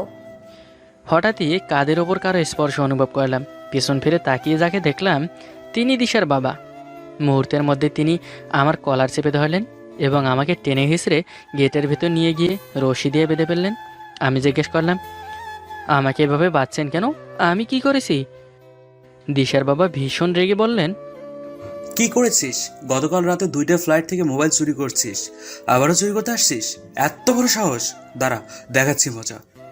তিনি পকেট থেকে ফোন বের করে দিশাকে ফোন করে বললেন, তাড়াতাড়ি গেটের সামনে এত চোর ধরেছি। দিশা গেটের সামনে আসতেই তিনি দিশাকে বললেন, এখানে একটু দাঁড়াতো, আমি সব ফ্ল্যাটে খবর দিয়ে আসি, দেখিস কোনোভাবে যেন পালাতে না পারে। দিশার বাবা চলে যেতেই দিশা বিরক্ত মুখে আমার দিকে তাকিয়ে বলল, তোমাকে বললাম পালাতে, তুমি তো শুনলে না। এখন বুঝতে পারছো? আমি অসহায় চোখে তাকিয়ে বললাম, তুমি কি আগে আমাকে বলেছো তোমার বাবা চোর পাহারা দিচ্ছেন? আমিও কি জানতাম নাকি? রশির বাঁধন খুলে দিয়ে দিশা বলল, এখন দ্রুত ভাগো। আমি দ্রুত গেটের বাইরে এসে প্রাণপণ ছুটতে শুরু করলাম। এক দৌড়ে মহল্লায় এসে থামলাম। কী সব ঘটনা আমার সাথে ঘটে গেল! তড়িৎ গতিতে সব কিছুর দৃশ্যপট আমার চোখের সামনে ভেসে ভেসে আসছে। হঠাৎ পেছন থেকে ঘর ঘর শব্দ কানে এলো। পেছন তাকিয়ে দেখলাম 4-5টা কুকুর আমাকে দেখে বিরক্ত মুখে তাকিয়ে আছে। চোখাচোখি হতেই তারা গলা ফাটিয়ে ঘেউ ঘেউ করতে শুরু করলো। আমি আবারও দৌড়াতে শুরু করলাম। আমার পেছন পেছন কুকুরগুলোও দৌড়াতে শুরু করলো। আমি আবারও ডাকলাম, এই মিহিন। মিহিন এবারেও এলো না। প্রথমবার তো সাড়া দিল, এবার তাও করলো না। আমি মেজাজ গরম করে দাঁড়িয়ে থাকলাম। আমার রাগ উঠতে থাকে। সারাবেলা অফিস করলাম, এই কাজ সেই কাজ করে ক্লান্ত আমি। শেষবেলা ঘরে এসে যদি একটুখানি শান্তি না পাই তাহলে কেমনটা লাগে? রাগ কি একটুও ওঠে না? এমনিতে সামান্য ব্যাপারেও আমি মাঝে মাঝে ভীষণ রেগে যাই, নিজেকে নিয়ন্ত্রণ করতে পারি না। আমার রাগটাই এমন, উঠে তো উঠেই, তারপর চট করেই পড়ে যায়। আমি এবার খানিকটা কড়াসরেই ডাকলাম, এই মিহিন, কই তুমি? এদিকে আসো বলছি। আমি তার সাড়া পাবার অপেক্ষা করলাম, পেলাম না। আমার রাগ আরও বাড়ল। আমি কোমরে হাত দিয়ে দাঁড়িয়ে থাকি। হঠাৎই মিহিন চুল বাঁধতে বাঁধতে রুমের সামনে এসে দাঁড়ায়। এসেই কেমন একটা স্বরে বলে, কি ব্যাপার, এমন চেঁচাচ্ছ কেন? আমার ভুরু কুঁচকে আসে, গা ঘেমে গিয়েছে এতক্ষণে। আমি ওর দিকে তাকিয়ে রাগী স্বরে বলি, আমি চেঁচাচ্ছি? তা নয় তো কি, চেঁচিয়ে চেঁচিয়ে তো ঘর মাথায় তুলে নিচ্ছ। তা এত চেঁচাচেঁচি কিসের? আমি খানিকটা সিরিয়াস ভঙ্গিতে বললাম, আমি চেঁচিয়ে চেঁচিয়ে ঘর মাথায় তুলে দিচ্ছি? উফ, তুমি এত পেঁচালো? কি বলবে সোজাসুজি বললেই তো পারো। আমি আবার কি পেঁচালাম এখন? এই যে কথা রিপিট করছো, এটা অসহ্য লাগে না? এখন অসহ্য লাগছে, তাই না? উফ, তাসবি, ঝগড়া করতে ইচ্ছে করছে না আমার। খুব ক্লান্ত আমি। কি বলবে বলো। কি আর বলবো আমি? আমি কথা পেঁচাই, চেঁচিয়ে চেঁচিয়ে ঘর মাথায় তুলি, আমার কথা শুনতে হবে না, যাও এখান থেকে। মিহিন আমার দিকে তাকিয়ে থাকলো। আমি গেঞ্জি খুঁজতে খুঁজতে বললাম, সারাদিন অফিস করে এসে ঘরেও একটু শান্তি পাই না। কোথায় তুমি আমাকে হেল্প করবে? না, উল্টো রাগ দেখাচ্ছ। তুমি একাই যেন ক্লান্ত হও, আমাকে যেন ক্লান্তি ধরে না। মিহিন এবারেও কিচ্ছু বলল না। আমি আলমারিতে ভেতরে গেঞ্জিটা খুঁজতে থাকলাম, পেলাম না। জোরে একটা লাথি মারলাম আলমারিতে। শালার কপাল খারাপ হলে এমনই হয়, ধ্যাত। রাগে আমার সমস্ত শরীর জ্বলছিল। কি করছি না করছি কিচ্ছুর খেয়াল নেই। নিজেকে হঠাৎই কেমন উন্মাদ মনে হচ্ছিল। মেহিনের দিকে তাকিয়ে চোখ পড়তেই দেখলাম সে কেমন ভুরু কুঁচকে তাকিয়ে আছে। আমি এবার খানিকটা জোরেই বললাম, এখানে দাঁড়িয়ে দাঁড়িয়ে লুক দেওয়ার দরকার নেই, তোমাকে যেতে বলছি, যাও এখান থেকে। আশ্চর্য ব্যাপার, তুমি এমন করছো কেন? যেমনই করি তাতে তোমার কি? তুমি যাও এখান থেকে। তোমাকে দেখলেও আমার রাগ উঠছে। খুব বাড়াবাড়ি করছো বলে দিচ্ছি। হ্যাঁ, আমি সবসময় বাড়াবাড়ি করি, তুমি তো কিছুই করো না, ধোয়া তুলসী পাতা। আমি কি করলাম? কিচ্ছু করনি। এতক্ষণ যে ডাকছি একবার শোনোনি? শুনছো তো নাকি? কিন্তু সাড়া দেওনি। তবে কেন? দেওয়াটা তো প্রয়োজনবোধ মনে করো না? দেখো, অযথা রাগ দেখাবা না। তুমি অফিস করো, তাই বলে এটা ভেবো না যে আমি বাসায় বসে বসে আরাম করি। বাসাতেও আমাকে অনেক অনেক কাজ করতে হয়, তাই রাগ দেখালে একটু ভেবেচিন্তে দেখাবে। তুমি যাও তো এখান থেকে। কী কাজ করো জানি তো, সারাদিন রান্নাঘরে পড়ে থাকো, কাজের কাজ তো কিছুই করো না। তোমার কি মনে হয় আমি সাধে পড়ে থাকি ওখানে? আম্মা আর আমি কি রান্নাঘরে বসে বসে ঘাস কাটি? তোমরা ঘাসই কাটো। দেখো, এবার আমার মেজাজ গরম হয়ে যাচ্ছে কিন্তু। হলে হলে কি হবে? কি করবে তুমি? যাও তো, রান্নাঘরে পড়ে থাকো, তোমাকে ওখানেই মানায়। এই বলে আমি রুম থেকে বেরিয়ে এলাম। আকাশি কালারের টি শার্টটা গায়ে দিয়ে একেবারে ঘর থেকেই বেরিয়ে গেলাম। আসার সময় দরজাটা খুব জোরেই বন্ধ করলাম। বাজে একটা শব্দ হলো, আমার চেঁচামেচি কানে এলো। আমি গায়ে মাখালাম না, সিঁড়ি বেয়ে নেমে এলাম। আমার সমস্ত শরীরে রক্তের প্রতিটি কণিকায়, প্রতিটি কোষে কোষে যেন রাগ ঘুরছে। আমি বাসা থেকেই বেরিয়েই হাঁটা ধরলাম। কোন দিকে হাঁটছি খবর নেই। কিছু দূর হেঁটে আসতেই আমার মনে হলো, আশ্চর্য ব্যাপার, আমি কেন রাগ করেছি? এই ব্যাপারটা তো মিহিন জানে না, অথচ তাকে এটা জানানো উচিত ছিল। কার সাথে রাগারাগি হলে অবশ্যই তাকে রাগারাগির কারণটা জানানো উচিত। না জানিয়ে রাগ করাটা বোকামি, অর্থহীন। পরবর্তীতে মেজাজ পড়ে গেলে একটা অর্থহীন অস্বস্তিকর মুহূর্তে তৈরি হবে।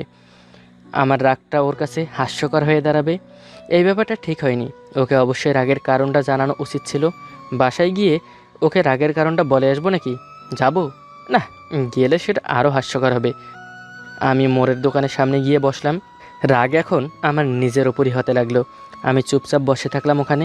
মাথাটা কেমন জানি ভন ভন করছে। পুরো ব্যাপারটাই মাথায় ঘুরপাক খাচ্ছে এখন। কি করলাম? কেন রাগ করলাম? কেনই বা এখানে এলাম? এসব নিয়ে ভাবতে থাকলাম। দোকানটা বন্ধ, বাহিরে সিঁড়ির মতো কিছু অংশ রাখা। আমি সেখানে বসে আছি। আমার মন খারাপ। এতক্ষণ রাগ ছিল, রাগটা এখন পানি হয়ে গিয়েছে। সেই রাগ এখন মন খারাপে পরিণত হয়েছে। হঠাৎই দেখলাম নিশাত কী নিয়ে যেন যাচ্ছে। আমার সাথে চোকাচুকি হতেই এদিকে আসলো, বলল, কি রে, তোকে তো মনে হয় রোজা বেশ ভালোভাবেই ধরেছে। অফিস করে ক্লান্ত আছি রে ভাই। ক্লান্ত থাকলে বাসাতে না শুয়ে থাকবি। বাইরে কি? কিছু না, তুই কোথায় যাচ্ছিস? ঘরে লবণ শেষ হয়ে গিয়েছিল, সেটা আনতে নিচে আসলাম। তোকে তো দেখাই যায় না, থাকিস কই? অফিস করি, বিকেলে বাসাতে এসে টুকটাক কাজ করি, রাতে বিশ্রাম এবং তারাবিদের সময়টা পেরিয়ে যায়। আমি কেন একটা ভুরু কুচকে বললাম, বাসাতে কিসের কাজ করিস? ইফতার তৈরিতে বউকে সাহায্য করিস নাকি? ও হাসে, বলে, ওকে সাহায্য করবো কেন? কাজটা ওর একা নাকি? কাজটা আমাদের, তাই একসাথেই করি। এতে ওরও কষ্ট কম হয়, কাজটাও দ্রুত শেষ হয়। বাবা, বন্ধু আমার বউ পাগল। ও এবারেও হাসে, তারপর বলে, এসব তুইও তো বলতি, এখন আমাকে বলছিস বউ পাগল? আমার মনটা কেমন যেন আরও ভীষণ খারাপ হতে লাগলো। বলি, ইদানিং অফিসে বেশ কাজের প্রেশার, তাই ঘরের কাজে সাহায্য করতে পারি না। মেজাজটাও কেমন মাথায় চড়ে থাকে। নিশাত কিছু সময় আমার দিকে চেয়ে থাকে, বলে, ভাবির সাথে রাগারাগি হয়েছে? আমি অন্যদিকে তাকাই, চোখে মুখে রুক্ষতা, অথচ মন ভর্তি বেদনা, আফসোস কিংবা দলা পাকানো একগুচ্ছ অর্থহীন অভিমান। নিশাত বলে, রাগলি কেন? আমি একবার ওর দিকে তাকাই, আবার অন্যদিকে। বলি, জানিসই তো, হুটহাট আমার রাগ উঠে যায় খুব। এই জিনিসটা ছাড়তে পারিস না? চেষ্টা করছি, হয় না। নিশাত কিছু সময় চুপচাপ আমার কাছে বসে থাকে, আমিও বসে থাকি। কিছুই যেন ভালো লাগে না, অস্বস্তি হতে থাকে। মেয়েটা সত্যি রেগে গিয়েছে। আজ কী হবে ঘরে কে জানে। নিশাত বলে, এক কাজ কর, এখানে বসে না থাকি ঘরে যা, পারলে কিছু কাজ করে দে। যদি ভাবির রাগ কিছু পরে আর কি, এছাড়া আর কোনো উপায় দেখছি না। আমি ফ্যাকাশে হাসি দেই, হাসতেও যেন মন চায় না। বলি, তুই যা, আমি আসছি। নিশাত উঠে দাঁড়ায়, আমার হাত ধরে টান দেয়, বলে, আরে চল তো, এখানে বসে থেকে লাভ নেই, ওখানে কিছু করার চেষ্টা কর। আমি কেমন অনিচ্ছা সত্ত্বেও উঠে আসি। বাসার সামনে এসে দাঁড়াই। নিশাত চলে গিয়েছে, তাদের বাসাটা অন্যদিকে, আমারটা এইখানে। আমি কিছু সময় নিচে দাঁড়িয়ে থাকলাম। উঠবো কি উঠবো না এমন চিন্তায় পড়ে গেলাম। কেমন জানি লজ্জা লাগছিল, কিংবা হঠাৎই রাগ পড়ে যাওয়ায় ঘরে যাচ্ছি বলে কেমন অস্বস্তি চেপে ধরছিল। আমি ধীরে ধীরে সিঁড়ি বেয়ে ওপরে উঠতে থাকলাম। দরজার কাছে আসতেই দেখি দরজা বন্ধ। আমি কিছু সময় সেখানে দাঁড়িয়ে থাকি। নক করব কি করব না এমন এক চিন্তায় আমার সমস্ত মস্তিষ্ক ব্যতিব্যস্ত, অথচ ঘরটা নিজেরই। একটু আগে অফিস থেকে এসে কি সাবলীলভাবে নক করেছিলাম। ঘরে ঢুকে শাওয়ার নিয়েছিলাম, তখন অন্যরকম একটা স্বাচ্ছন্দ্য ছিল। এখন যেন সেটা নেই। মনের ভিতরে একগাদা অপরাধবোধ চেপে আছে কিছু অর্থহীন অভিমান। মিহিন আজ কেমন রিয়েক্ট করবে সেই ভাবনাটা যেন কুরে করে খাচ্ছিল আমায়। আমি কলিং বেল বাজালাম। প্রথমবার কেউ সাড়া দিল না। পরের বার আম্মার গলায় আওয়াজ পাই। তিনি ওপাশ থেকে বললেন, কে? আমি কোনো মতে বললাম, মা দরজার খোলো তো। আম্মা দরজা তো খুললেনই না, উল্টো চেঁচিয়ে বললেন, এই ঘরে তোর জায়গা নেই। আজ সারা বেলা বাইরেই থাকবি, বাইরেই ইফতার করবি। কত বড় সাহস তোর! আমরা ঘাস কাটি রান্নাঘরে, তাই না? দেখবো আজ কে রান্না করে খাওয়াই তোকে। বেয়াদব কোথাকার! এক্কেবারে বাপের মতো বদমেজাজি হয়েছে এই ছেলে। আমি জিভে কামড় দিয়ে দাঁড়িয়ে থাকলাম। হায় কপাল, মাও রাগ করেছে এবার। আজ মনে হচ্ছে ঘরের খাবার কি থাকার জায়গাটাও জুটবে না। আমি কিছু সময় দরজার সামনে দাঁড়িয়ে থাকি। মেজাজ মার্জি আবার খারাপ হতে লাগলো। এবার অবশ্য নিজের ওপরই হচ্ছে। অযথাই তখন রাগ দেখালাম। রাগ দেখানোটা উচিত হয়নি। তার ওপর কি না কি বলেছি কে জানে। এমনিতেই রেখেছি রোজা, তার ওপর অফিসের কাজের প্রেশারে দম বন্ধ করা অবস্থা। সেসব পেরিয়ে ভাবলাম ঘরে এসে আরামদায়ক একটা ঘুম দেব। কিন্তু হলো কি, এখন ঘর ছাড়া হতে হচ্ছে। আমি ছাদের দিকে এগিয়ে যাই।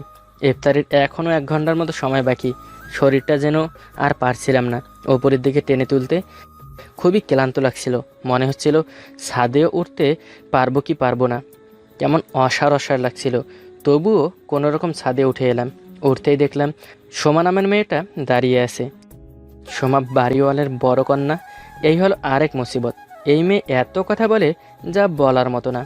আমার আজকের দিনটাই খারাপ যাচ্ছে। কোথায় ভাবলাম ছাদে এসে একটু আরাম করে বসবো, প্রকৃতি দেখবো, মনটাও কিছুটা ভালো হবে। কিন্তু তার হলো কই। আমি ধীরে ধীরে উত্তর দিকের রেলিংয়ের কাছে গেলাম। রেলিংয়ের ধারে বসার জায়গা আছে। আমি সেদিকে এগিয়ে যাই। আমাকে দেখতেই সোমা বলে ওঠে, আরে তাসফি ভাই, কি খবর? আমি বসতে বসতে বলি, এই তো ভালো, তোমার কি খবর সোমা? এই তো ভাইয়া ভালো। আঙ্কেল আন্টির কি খবর? আলহামদুলিল্লাহ, ভালো আছেন? সোমা এদিকে এগিয়ে এসে বলে, ভাইয়াকে ভীষণ ক্লান্ত লাগছে যে। রোজা অফিস দুটো মিলিয়ে বেশ ক্লান্ত লাগছে। তার উপর ব্যবসা গরম, বুঝোই তো। তা ঠিক। প্রথম রোজাগুলো খুব ভালোভাবেই রাখা গিয়েছে। বৃষ্টি ছিল, পরিবেশটাও বেশ ঠান্ডা ছিল, ভালো লাগতো। এখন যা গরম পড়েছে, গরম পড়লে রোজা রাখতে কষ্ট হয় অনেক। আমি অন্যদিকে তাকিয়ে থাকলাম, বললাম, সোমা কিছু বলল না, চুপচাপ দাঁড়িয়ে থাকলো। তারপর গিয়ে দোলনায় গিয়ে বসলো। দোলনাটা ঠিক আমার দিকে মুখ করে রাখা। সোমা সেখানেই বসেই বলল, ভাইয়া, হুম আপনি আর মিহিন ভাবি প্রেম করে বিয়ে করেছেন, তাই না? হ্যাঁ। আপনাদের প্রেম হয় কখন থেকে? ইন্টার নাকি অনার্স লেভেল থেকে? মাস্টার্স থেকে। এর আগে আপনি সিঙ্গেল ছিলেন? হ্যাঁ। আমার বিশ্বাস হচ্ছে না ভাইয়া। কেন? আপনার মতো একজন হ্যান্ডসাম ছেলে এতদিন সিঙ্গেল ছিল, সেটা মানা যায় না। মানা যায় না কেন? কারণ এমন ছেলেরা প্রেম করে অনেক, তাই। তোমার ধারণা আমি অনেক প্রেম করেছি? হ্যাঁ। করতে পারলে তো হতোই, তার হলো কই। মানে ভাইয়া জীবনে কেবল একটাই প্রেম করছি। একজনকে মনে প্রাণে ভালোবেসেছি এবং আলহামদুলিল্লাহ আমি তাকে নিজের করেও পেয়েছি। সোমা হাসে, বলে, আপনি ভাগ্যবান ভাইয়া। আমিও হাসি। আসলেই আমি ভাগ্যবান। বলি, তোমার কি খবর? সেদিন দেখলাম এক ছেলের সাথে কোথায় যাচ্ছ। কে সে? সোমা লজ্জা পায়, মাথা নিচু করে বলে, এমনি ফ্রেন্ড। আসলেই? হ্যাঁ। বলতে চাচ্ছ তুমি সিঙ্গেল? হ্যাঁ। মজা করো না তো। তোমরা মেয়েরা বিয়ের পরেও সিঙ্গেল থাকো। সোমা হাসে, আর তার হাসি রহস্যময়। আমিও হাসি। আমার হাসি অস্বস্তিময়। আমাদের হাসাহাসির এমন পর্যায়ে দেখি মিহিন এসে দাঁড়িয়ে আছে ঠিক সোমার পিছনে। আমার দিকে কেমন করে যেন তাকিয়ে আছে, যেন আস্ত গিলে খাবে। আমি একটু নড়চড়ে বসি। হাসিটা মুহূর্তেই বিলীন হয়। মিহিন পেছন থেকে বেশ স্বাভাবিকভাবেই বলে,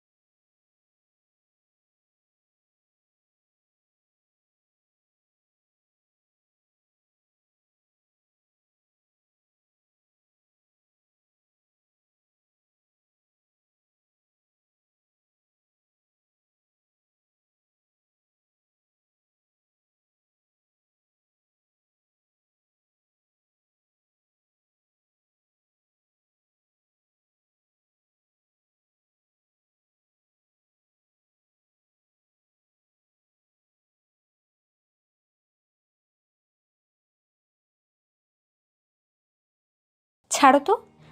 সরি মিহিন। মিহিন কঠিন স্বরে বলে, আমাকে সরি বলার দরকার নেই।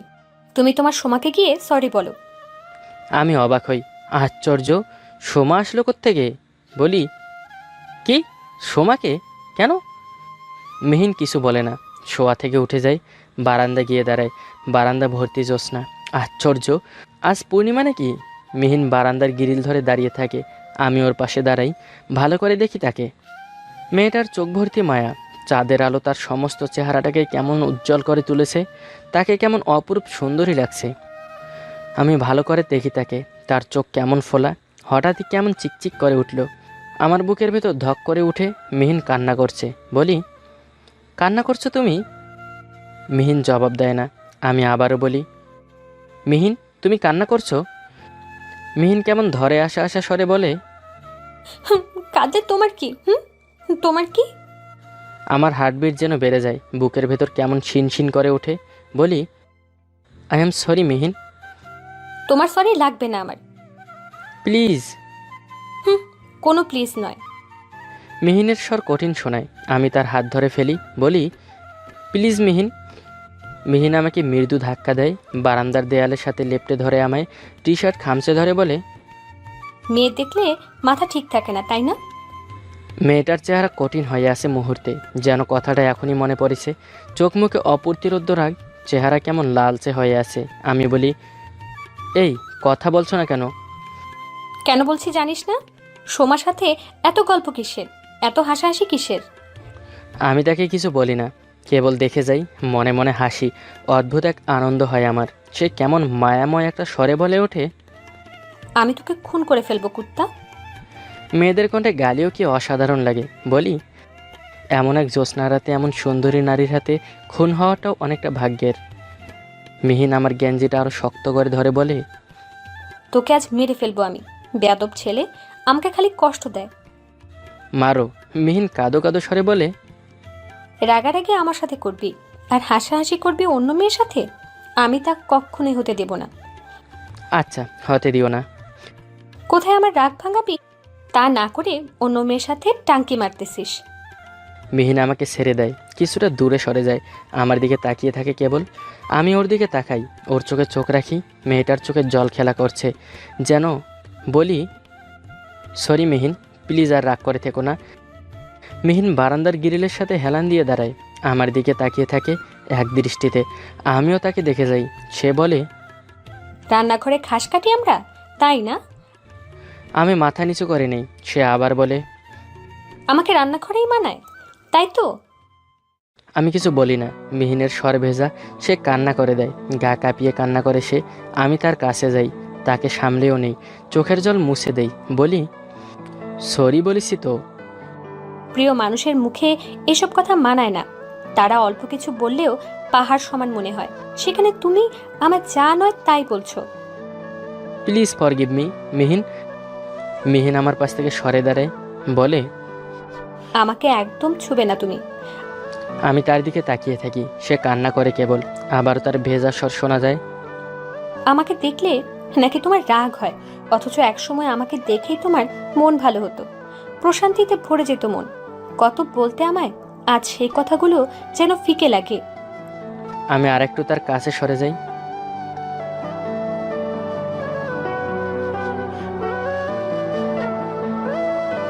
তাই বলে এভাবে বলবে? তাকে জড়িয়ে ধরি চট করি। সে ছাড়িয়ে নেওয়ার চেষ্টা করে বারবার, বলে, ছাড়ো আমায়, ছাড়ো বলছি।